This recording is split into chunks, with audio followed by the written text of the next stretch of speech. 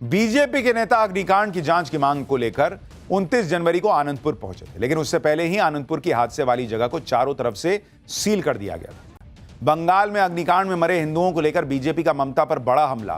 क्या हुआ कि बवाल मच गया, अब इसके बारे में आपको बताता हूं। बंगाल में जैसे जैसे चुनाव करीब आ रहे हैं, ममता बनर्जी की मुश्किल भी उतनी ही तेजी से बढ़ रही है। मुस्लिम वोटों के लिए जूझ रही ममता बनर्जी को पहले बंगाल के ओवैसी कहे जा रहे हुमायूं कबीर ने झटका दिया। अब कोलकाता के आनंदपुर में हुआ अग्निकांड ममता बनर्जी के गले की हड्डी बन रहा है।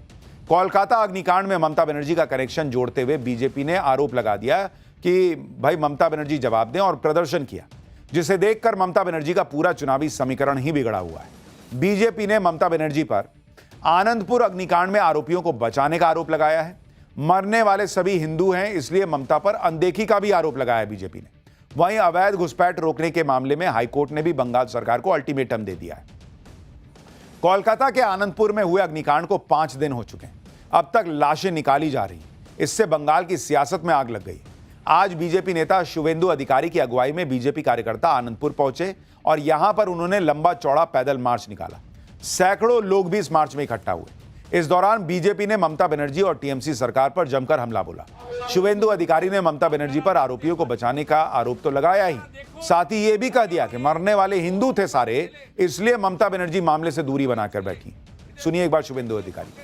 जो इंसिडेंट में जो लोग अब तक डेथ हुआ, लापता है, सब हिंदू है, खास कम्युनिटी का नहीं है। ममता बनर्जी का वोट बैंक नहीं है, इसलिए नहीं आया। और उनका जो साथ में है फॉरेन ट्रिप में चीफ मिनिस्टर का ऑफिशियल डेलीगेशन में, वो मेन आर्किटेक्टर है जेनोसाइड का। इसलिए चीफ मिनिस्टर जानबूझ के ये इतना बड़ा हादसा स्किप कर गया। बीजेपी के नेता अग्निकांड की जांच की मांग को लेकर 29 जनवरी को आनंदपुर पहुंचे थे, लेकिन उससे पहले ही आनंदपुर की हादसे वाली जगह को चारों तरफ से सील कर दिया गया था। पुलिस ने इलाके में धारा 163 लगा दी थी। 100 मीटर के दायरे में 4 लोगों के जमा होने पर रोक लगा दी गई थी। इस दौरान जब बीजेपी के नेता पहुंचे तो उन्होंने बंगाल पुलिस ने पहले ही उनको रोक दिया, जिसके बाद बीजेपी ने कोर्ट का दरवाजा खटखटाया था। तब जाकर आज बीजेपी को प्रोटेस्ट की इजाजत मिल पाई। आज प्रोटेस्ट के दौरान शुवेंदु अधिकारी ममता बनर्जी का एक पोस्टर भी लिए हुए थे। उन्होंने आरोप लगाया कि इसमें फूड चेन का एक मालिक ममता बनर्जी के साथ है, जो ममता बनर्जी के साथ व्यापार प्रतिनिधि मंडल में विदेश दौरे पर गया था। शुवेंदु अधिकारी का आरोप है कि आरोपियों का ममता बनर्जी के साथ कनेक्शन है, इसलिए ममता बनर्जी कोई एक्शन नहीं ले रही। यह बीजेपी का आरोप है। इस मामले में ममता बनर्जी को बीजेपी ने चारों तरफ से घेर रखा है। बीजेपी आरोप पे आरोप लगा रही है और कह रही है कि ममता बनर्जी ने घटना के 5 दिन बाद भी घटनास्थल का दौरा क्यों नहीं किया। टीएमसी इस त्रासदी के लिए जिम्मेदार लोगों को संरक्षण दे रही है। बीजेपी कह रही है कि कंपनी के छोटे अधिकारियों की गिरफ्तारी से काम नहीं चलेगा, कंपनी के मालिकों को तुरंत गिरफ्तार करो। इसके साथ ही मुआवजा राशि को 10 से बढ़ाकर 50 लाख रुपए करो। बीजेपी के प्रोटेस्ट से पहले आज पश्चिम बंगाल के राज्यपाल सीवी आनंद बोस भी मौके पर पहुंचे। उन्होंने हालात का जायजा लिया और राहत बचाव का काम भी देखा। आप सोचिए कि घटनास्थल पर राज्यपाल भी पहुंच गए, लेकिन घटना के 5 दिन बाद भी ममता बनर्जी ने वहां जाने की जहमत नहीं उठाई। जबकि ईडी की रेड का मामला था तो ममता बनर्जी दंदनाते हुए पहुंच गई थी दफ्तर में कि यह ईडी क्या कर रही है। बीजेपी आरोप लगा रही कि यहां क्यों नहीं आ पाई उसी स्पीड से। तो बंगाल की पॉलिटिक्स में इस वक्त भूचाल आ रखा है। सोने की कीमत में ऐतिहासिक गिरावट आ गई। सिर्फ 60 मिनट में सोने की कीमत 8% गिर गई। कल 1 घंटे में करीब 276 लाख करोड़ रुपए स्वाहा हो गए और इतिहास में ऐसी गिरावट पहले कभी नहीं देखी गई है। आप सोचिए बॉस कि सिर्फ 1 घंटे के अंदर ऐसा क्या हुआ कि सोना इतना गिर गया कि 276 लाख करोड़ रुपए उड़ गए। सोने की कीमतों का अचानक ऊपर जाना और फिर यूं क्रैश होना, यह क्या खेल चल रहा है, आज इसके बारे में आपको बताऊंगा। आपको यह भी बताऊंगा कि एक तरफ तो सोने की कीमतों पर हाहाकार मचा है, दूसरी तरफ वो कौन है जो भर भर के सोना जमा कर रहा है। कौन है जिसने सोने के भंडार जमा कर लिए जमीन से सैकड़ों फीट नीचे। आप देखिए कि क्या खेल चल रहा है। एक कंपनी न्यूक्लियर बंकर में सोना जमा कर रही है। हर दिन 1 से 2 टन सोना इस बंकर में लाया जा रहा है, कहा जा रहा है। बंकर में सोने की सुरक्षा जेम्स बॉन्ड स्टाइल में की गई है। यहां इतना सोना है जो कई देशों की जीडीपी से भी ज्यादा है। क्या सोने की कीमतों में उतार चढ़ाव के पीछे सोने के इस बंकर का हाथ है? क्या सोने की कीमतें जानबूझकर बढ़ाई जा रही हैं? क्या सोने की कीमतें जानबूझकर गिराई जा रही हैं? अचानक गिरने के पीछे इंटरनेशनल मैनिपुलेशन है क्या?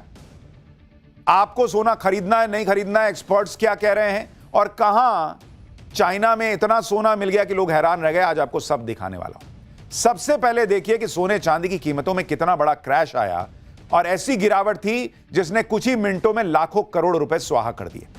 सोने की कीमत अगर आप देखेंगे, गोल्ड के प्राइसेस, सोने की कीमत जो है उसको लेकर क्या स्थिति बनी आप देखिए। 1 घंटे में यह सब हुआ है।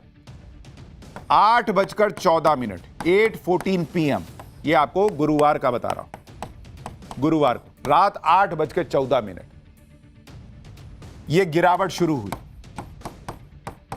सोने के प्राइसेस गिरने शुरू हुए और 60 मिनट में, मात्र 60 मिनट में 8% गिर गए सोने की कीमत। 8% बहुत 1 घंटे में। चांदी की कीमत, ये तो आपको सोने का बताया, चांदी वो 1 घंटे में 8:30 बजे गिरावट शुरू हुई और 30 मिनट में, वो तो और आधे घंटे में, 30 मिनट में चांदी की कीमत ऑलमोस्ट 6.5% गिरी। 6.5% चांदी गिर गया बॉस। और 276 लाख करोड़ रुपए, 276 लाख करोड़ रुपए 1 घंटे में ये स्वाहा हो गए बॉस। खत्म मामला। 276 लाख करोड़ रुपए। क्योंकि लोग सोच रहे थे कि अब सोना चांदी खरीद लिया, अब तो चांदी ही चांदी है। नहीं बॉस, अब यह सिर्फ इत्तेफाक है कि सोने चांदी की कीमतों में सिर्फ 1 घंटे में इतनी भारी गिरावट आ गई, लेकिन या फिर इसके पीछे कोई बड़ा खेल है। गुरुवार रात सोने चांदी के साथ दूसरे प्रेशियस मेटल की कीमतों में ओवरऑल कितनी गिरावट हुई पहले वो देखिए। सोने की कीमत प्रति 10 ग्राम 6% गिरी, चांदी में प्रति किलो 16.5% की गिरावट, प्लेटिनम में 15.7% की गिरावट आई, पैलेडियम में 13.4% की गिरावट दर्ज की गई। जिस तरह की गिरावट सोने की कीमतों में आई उसने पूरी दुनिया को हैरान कर दिया। सोना, जिसमें निवेश बेहद सुरक्षित माना जाता है, उसकी कीमत गिरने के पीछे लोगों को साजिश नजर आने लगी। कहा जाने लगा कि किसी ने सोने की कीमतों के साथ मैनिपुलेशन किया है, यानी जो गिरावट है वो नेचुरल नहीं है, किसी ने खेल किया पर्दे के पीछे। वहीं कुछ लोग ये भी कह रहे हैं कि ऐसा कैसे हो सकता है कि जो सोना ऊपर जा रहा था वो अचानक ऐसे औंधे मुंह गिर गया। देख रहे हैं ये रेड लाइन, ऐसे ऐसे ऊपर नीचे सीधा जट से नीचे गिर गया। सोने की कीमत में 276 लाख करोड़ रुपए जो स्वाहा हुए उसके गिरने की वजह से, वो पूरे क्रिप्टो मार्केट के वैल्यू से ज्यादा है। लोग कह रहे हैं कि सोना तो क्रिप्टो की तरह गिर गया है भाई। सोने चांदी की कीमत क्यों गिरी, इसके पीछे का खेल आपको बताता हूं।